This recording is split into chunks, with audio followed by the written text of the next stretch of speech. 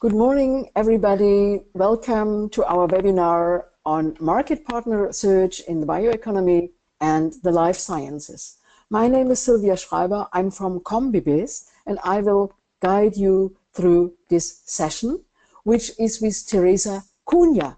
Teresa is a senior advisor at Europe Unlimited and Tech Tours, and she was the coordinator of Invest Horizon.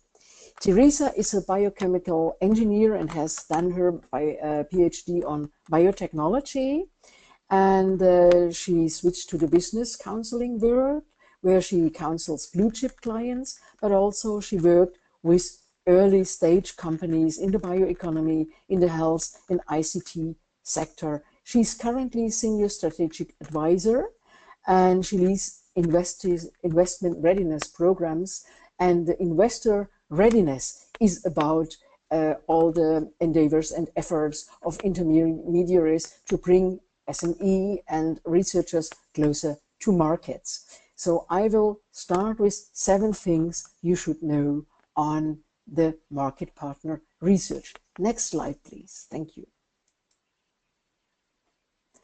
7 things about market partner research in the bioeconomy and life sciences. Time to market in the bioeconomy and life sciences can be up to 20 years. To shorten this time period and to accelerate innovation, societal or market uptake, closer ties between research and the business worlds are needed. Bioeconomy markets are extremely heterogeneous, so innovation support guidance is necessary.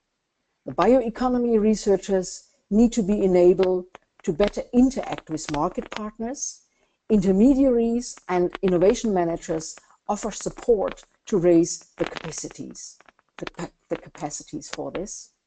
Researchers receive access to corporate networks, partnerships, and clients by these intermediaries. So market partner research is done by them, by the intermediaries and project networks such as Invest Horizon. And with that, over to you, Teresa. Next slide, please. Thank you, Sylvia, first of all, for the kind invitation to present Invest Horizon and to be here. So in the next 15 minutes, I will just give an overview about the program Invest Horizon, and I'll try to, as much as possible, to address the bioeconomy. And I would like to invite also the people that are attending this webinar to ask questions in the end, so that I can at least try to address the key challenges or your main questions. So Invest Horizon was a program that has run for 2.5 years, and our aim was to championing investment readiness. Can I have next slide, please? So the program was focusing and very much maximizing the chances of the entrepreneurs to obtain funding, and obtain, funding from private sources, essentially from private investors. And it was a program that involved training and direct access to key investors.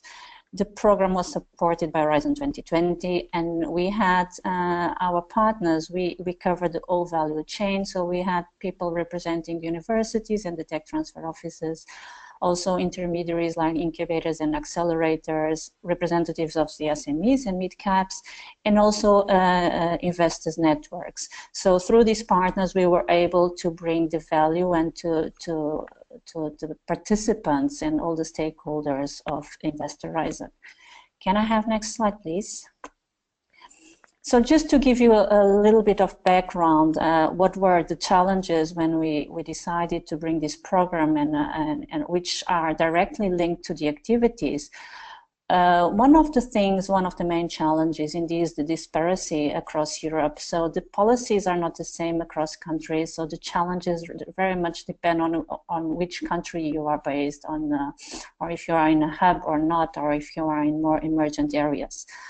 The second point I have here, and this is a very dear point to me, is that we realize that entrepreneurs and also researchers, even more researchers, but also entrepreneurs, are not fully aware of all the investment sources and options they have currently for their businesses or even for their research.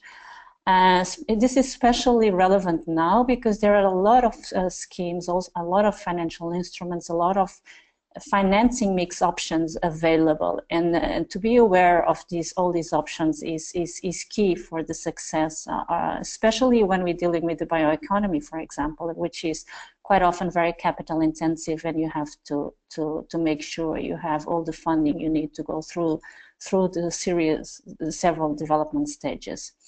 Then if we look at the capital supply, also we see that investors are not always fully aware of the technology, and especially emergent areas, and they tend to invest where other investors have invested. So this is also a gap that we try to address, to raise some awareness to the investors about emerging sectors, emerging technologies, and come up with cases where other investors have done it before, and how they can look into this sector and operate.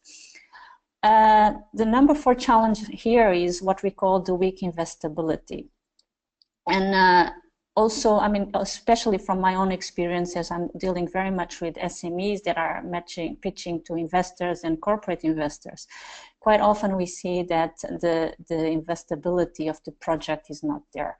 So they're not matching the investment criteria of different type of investors.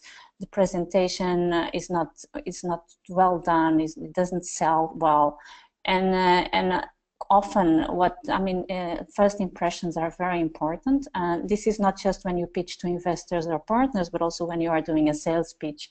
So it's important to be able to have a compelling case and show up a very good and investment ready proposal when you are dealing with potential partners or investors. Then, of course, what the number 5 is specialized investors. What I mean is you want to have an investor that understands the business and has the right network for your own business. And this is not always easy, especially for early stage companies, that they don't really know who are the best partners, who are the best investors, which is even more critical cross-border. And then also a lack of good practices and success stories that can be a guide and a reference for the several players in the ecosystem. So these were the main challenges that we had identified under Invest Horizon and that we have addressed through the program. And how did we do this? So if I can have next slide. Okay, so we had a set of activities. Just to emphasize again, even though the program was not very much focused on researchers, I think the audience here is mostly on researchers, but we were mostly targeting SMEs, but also to some extent what we call the proof of concept stage, so spin-outs or researchers that are in the immediate stage of creating a company, and so this was our target community. And then, of course, the intermediaries, all the intermediaries that are playing at universities, track transfers, accelerators, incubators, the investors, and also the policymakers working in the venture policies and this type of policies that are dealing with technology transfer and investment in the SMEs. So the set of activities, we had a set of activities. There was a natural flow. And we started with the online courses, such as this webinar, which was open to everyone. These were very focused on investment readiness topics, both for business and investment, and I will cover this later at a later stage in this presentation. We had online review, and this online review was carried out by investors and specialists in the sector, which gave initial feedback to each of the registering participants, so that they understand how strong they were in different areas, like in the technology, in the investment interest, if the market was interesting, if the assessment of the competition. So there were a number of dimensions where the companies were reviewed and they received this feedback online. Then, of course, a lot of coaching activities on site. And finally, the investment stage, where we put the best and the ones that were considered investment ready in connection with investors and corporates for partnering and investment. So the companies were able to choose a la carte. So you're not, it's not compulsory to go through all the process. So depending on the development stage you are, on the needs you have, then you could choose the activities you could take part on. Of course, for the last stage, we would only take the best, not the best ones, but the ones that were considered investment ready. And this was actually done by the corporates and investors themselves that did select the companies. Next slide, please. So this is just a snapshot of what we have achieved. The program was finished this May, so in the end of May this year. So through 2.5 years, we supported over 2,000 SMEs. Of course, a lot online as well. But for us, what we are really proud of is that so far we were able to track that at least 33 of the companies were able to raise equity funding in the amount of 120 million euros. And these figures are likely to increase based on a survey we did. We could support SMEs, not just in Europe, but also outside of Europe, of course, mostly for online. On-site activities, we were focused in the EU countries, because of course this was Horizon 2020, so our on-site activities were mostly targeted to the companies within the EU space. Next slide, please.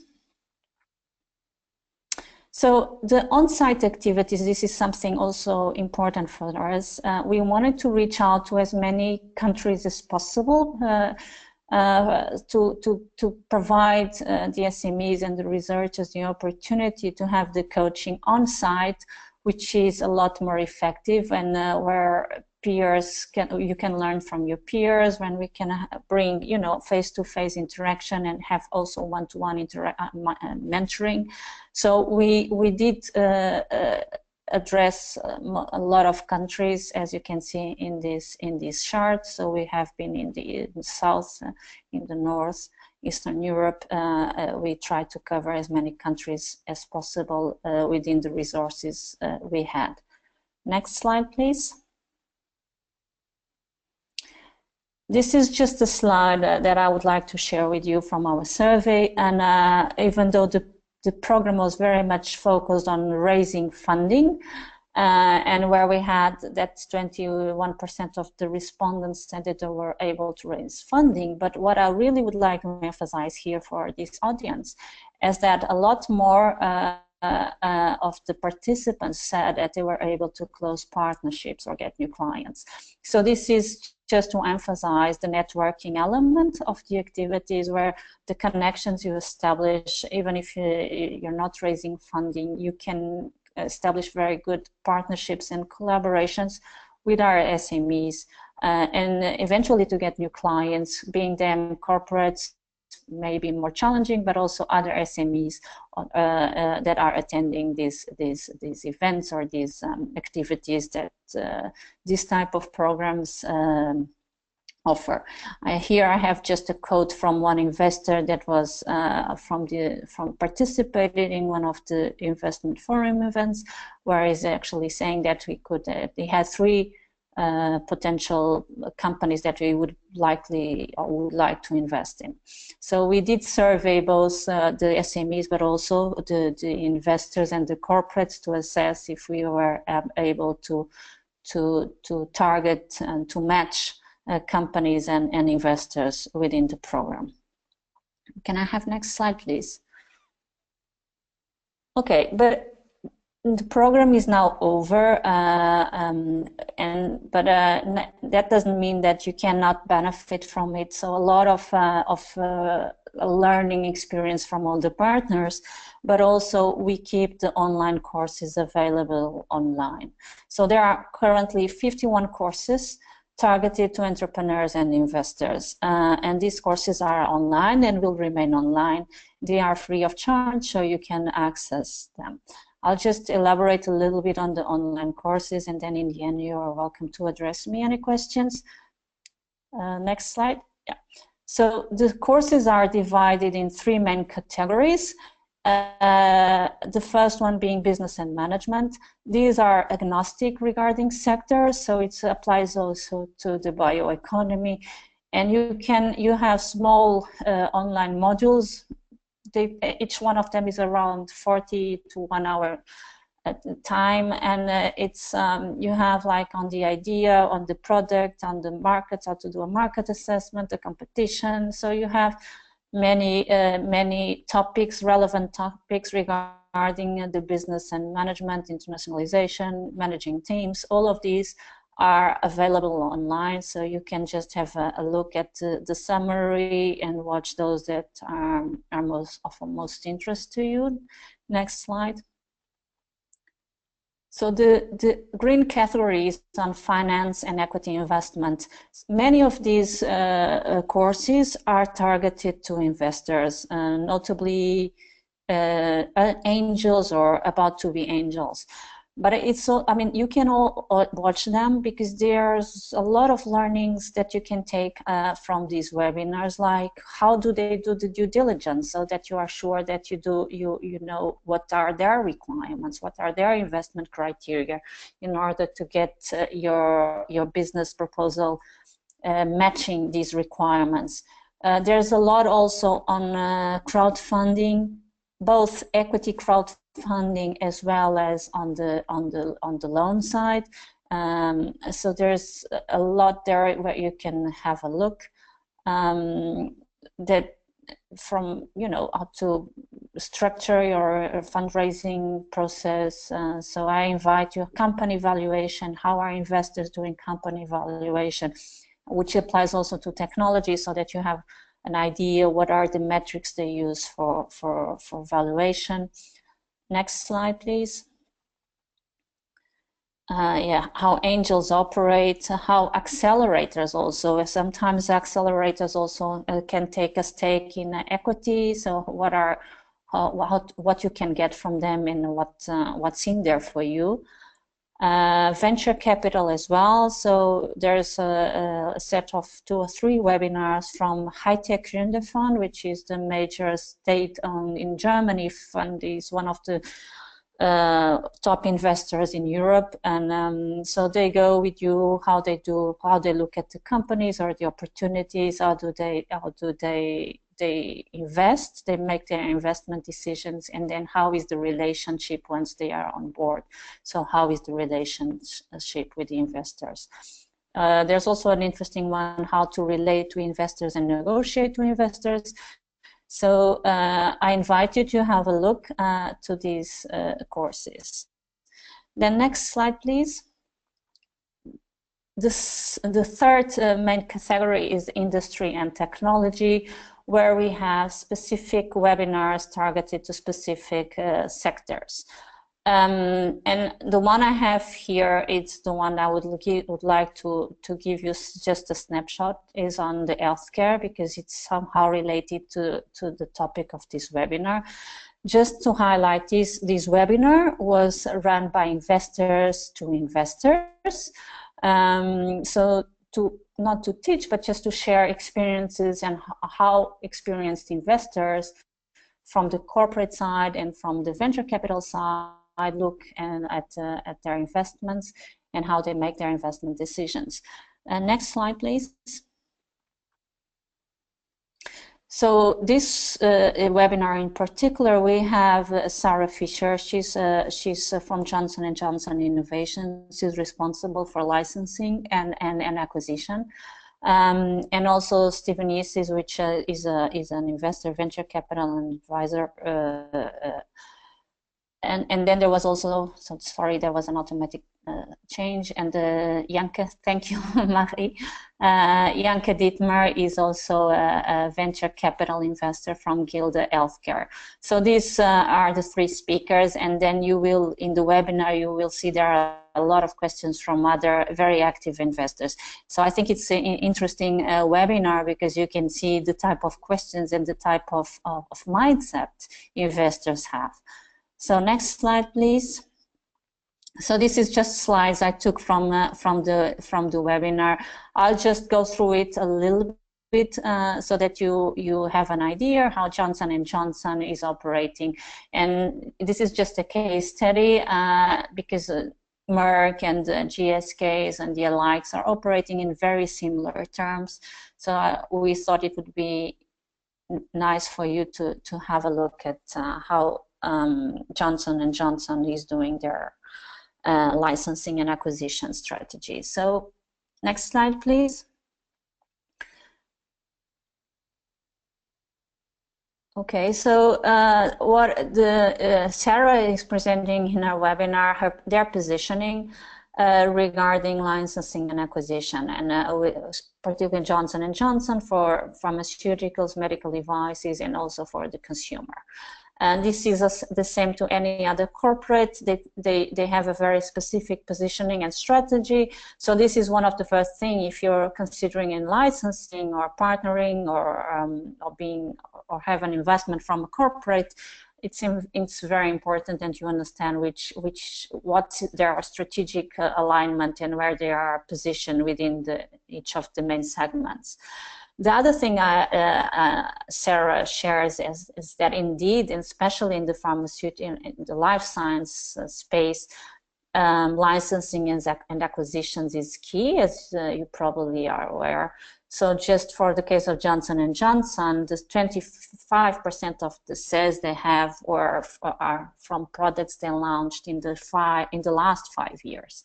So they have a very aggressive strategy regarding licensing and acquisition, and they cover all stages. So they don't only acquire established businesses. So this is a misconception. They go from pre-revenue up to established businesses, and so this Sarah elaborates how they are doing the licensing and acquisitions according to the life cycles.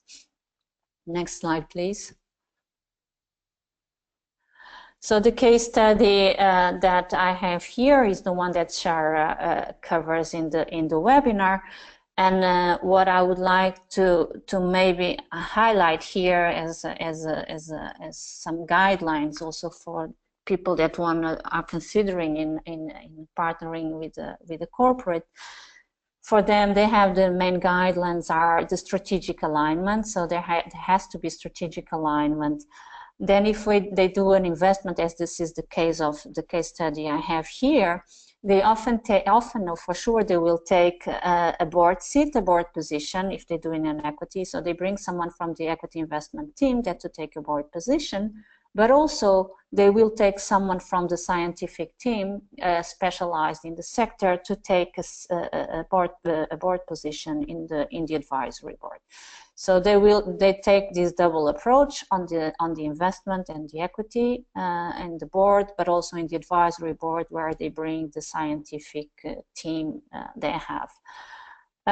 Regarding partnering and investing or licensing, and this is also what we see in most corporates investing in the medtech space, which is the case I have here. They will need a preclinical model or early proof of concept achieved. So before that, it's the chances that you have a licensing agreement on an investment are very scarce. So you need to develop your technology until you reach these early proof of concepts.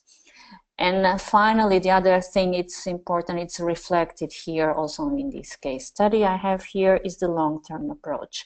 So once they are investing, they tend to be present in the follow-on investments and bring along the remaining investors. This is very important for sectors like the one we are dealing, the bioeconomy, the life science. As we know, it's very capital intensive. So there will be a lot of funding rounds and funding required, and so Johnson & Johnson will remain as a lead investor and will bring the other investors in.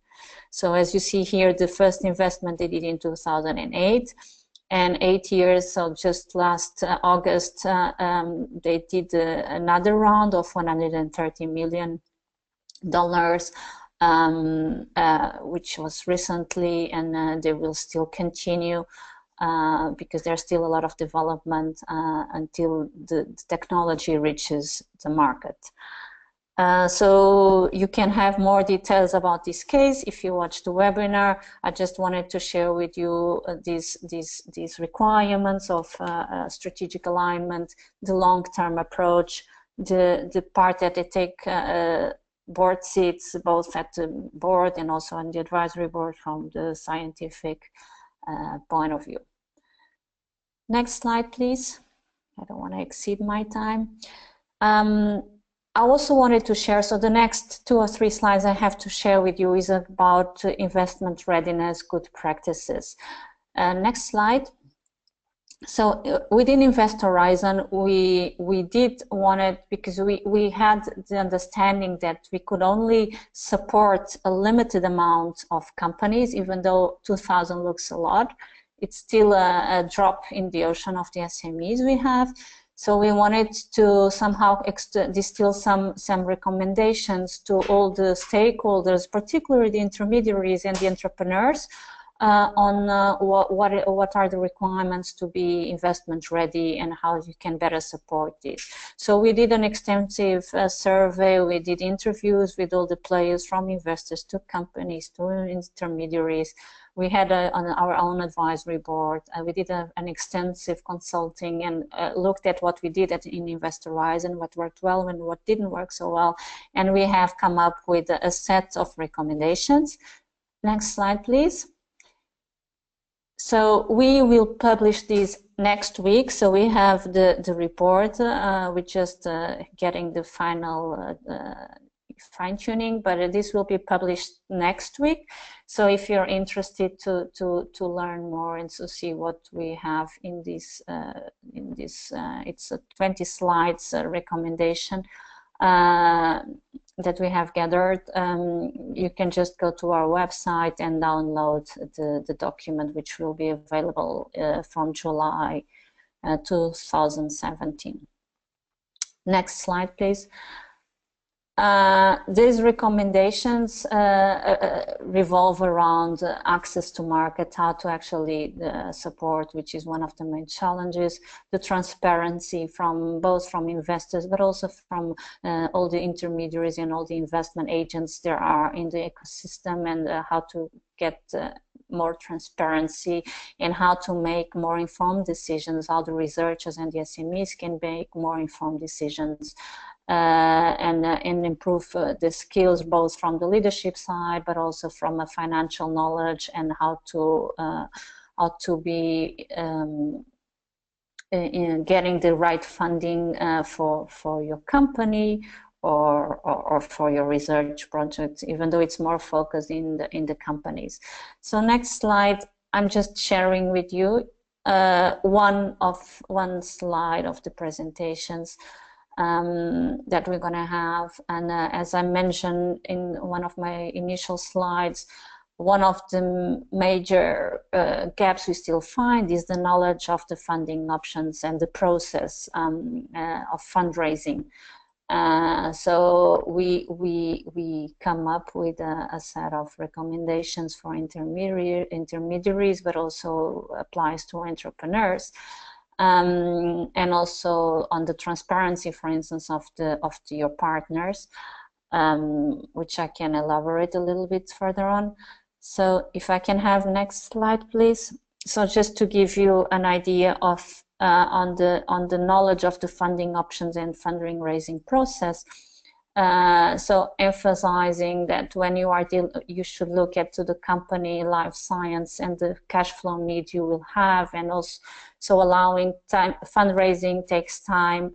It should be planned in a long term, particularly in sectors like the one we are dealing here, bioeconomy, where for sure there will be several funding rounds.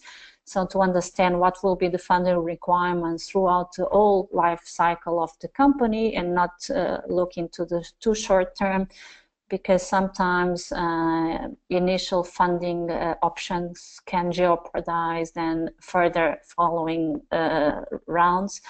Also how to combine venture warrants, other types of financing. So this is some of the recommendations that we provide in this report.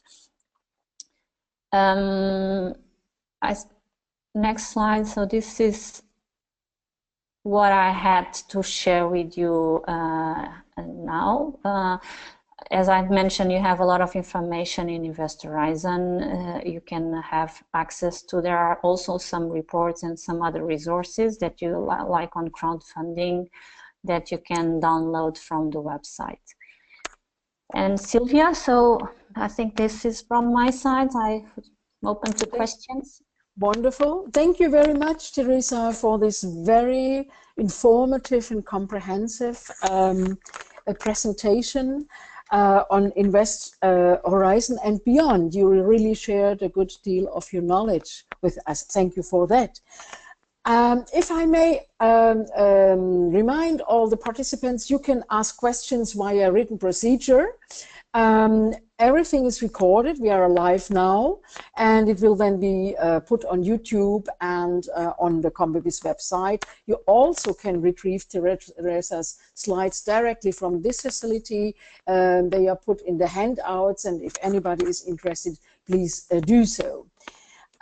Teresa, may I ask you a question first? You said Invest Horizon now has finished, and but the website will be live, and the online courses are still accessible. So you need to register, and then what happens then when somebody registers to follow an online course? What will happen then? So Invest Horizon is indeed finished, but actually the Invest Horizon 2.0 will be continuing from 2018 onwards. So we still don't have the program, but for those interested, so at least next year, just keep watching us, keep following us, because there was going to be something along the same lines and for investment readiness. The online courses, so the e-learning platform will remain online, at least until we have Invest Horizon 2.0. So to register just for the online courses, you just need your email, nothing else. So, and you can do it in the platform. Very good. But there are also a number, so maybe I would like to emphasize this, Sylvia, because even though we cannot, within Invest Horizon, we are not doing coaching and investment forum events, for instance, the partners themselves are doing. So EBN, for instance, which is a partner of your project, is doing for sure some coaching. And so some of the learnings and experience that they did extract from Invest Horizon will probably be reflected in the support they are giving in other programs. Our organization, for instance, Tech Tour, Europe Unlimited Tech Tour, which we are focused in matchmaking SMEs, or to some extent also sometimes researchers. We have done a few events just focused on technology transfer with investors, like we did one in Paris this year, for instance. So if those that are interested, I would advise you to look in the websites of the partners, because there is ongoing activities, even though not in Invest Horizon, but can be of interest to the companies. Maybe I will highlight one in food, like we have. So we have one activity in the food sector, just focusing the food sector in Denmark. So in the 30th of August, I believe, and then one in health tech, so which is also targeting to some extent the bioeconomy in Spain, in Valencia, in the 25th of October. Mm-hmm. So this is our opportunities where the participants can be in contact with corporates, with other SMEs and investors. Very good. Yeah, you raised a couple of events coming up where the researchers and SMEs could go to. Could they also attend even if they are not investor ready? Yeah, that's a good question. I would usually no. They have to be selected. So it's free of charge. So therefore, at least the ones we are organizing at our own organization, Tech Tour, in order to be sure that we match the expectations of the corporates and the investors, we want to bring investment-ready projects or companies. That's indeed the case.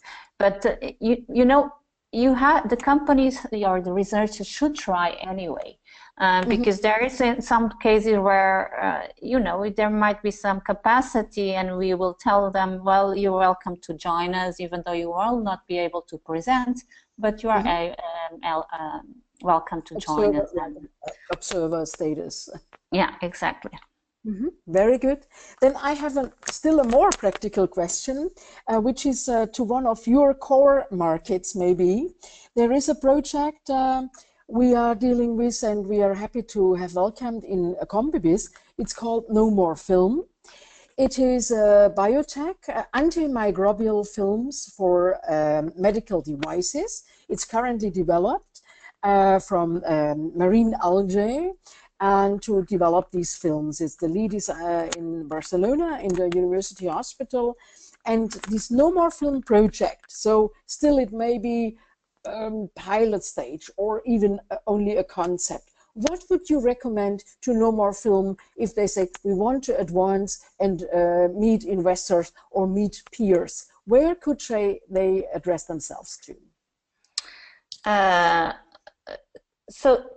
Maybe, I mean, the researchers or I guess the team knows exactly which are the applications for their technology. I think from what you have said, I didn't have time to look into the project, but from what you have said, I mean, the players like the BASFs, the Evonik's, even though they operate in this you know, in this border between the life sciences and the chemical industry, and they do develop things for medical devices as well. I think my recommendation would be to try to come to one of these events where these companies and the right people from these companies, which is, I think, even more importantly, are there. Because from watching what they are saying, from watching the panels where they are asking questions to other peers, you understand what are the requirements. And even in the networking moments, it's you have an opportunity to talk to them. And these are the investors, the ones that in the corporate are responsible for doing the investment decisions or the licensing decisions. So it's the right people, because sometimes it's not easy to navigate within the corporates. So for sure, try to look at, they know better for sure which companies would be their target, and to see, for instance, in the partners that were in Invest Horizon, for instance, like ourselves, if these companies are attending any of the events, and try to go there, or where they can meet them. But maybe I would even elaborate a little bit on the question you raised, Sylvia, because one of the things which we actually extract also from these recommendations that I have mentioned is how entrepreneurs need to make better decisions also with whom they partner with. Because there's a lot of, we call it the startup theater, there's a lot of players and intermediaries, and how do the companies or the researchers select who are the best partners for them. And here I would strongly advise entrepreneurs and researchers to do their own due diligence on the partners.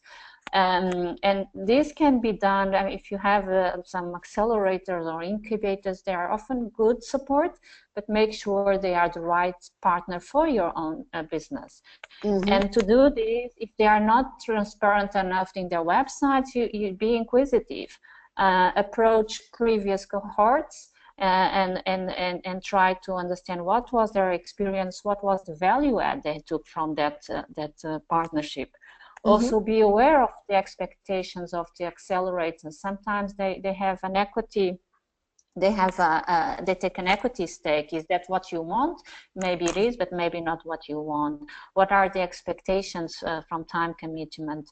Also, very importantly, try to understand the value and the type of connections these intermediaries have to the players you want. Like in the case you mentioned, if they really have the connections, if they can, who are their connections, what type of connections do they have to investors and other partners, and also on the quality of the mentors as well. So this is, and the partnering pool. So it's very important to understand who are their mentors, what is their background experience, and how specific and targeted it is to your own business or the business or the technology at stake. So to make sure that you get the right value. And this is not always the case, we find, with entrepreneurs that are less diligent in assessing who are the right partners for them. Very good. Yes, I have a follow-up question exactly to this box.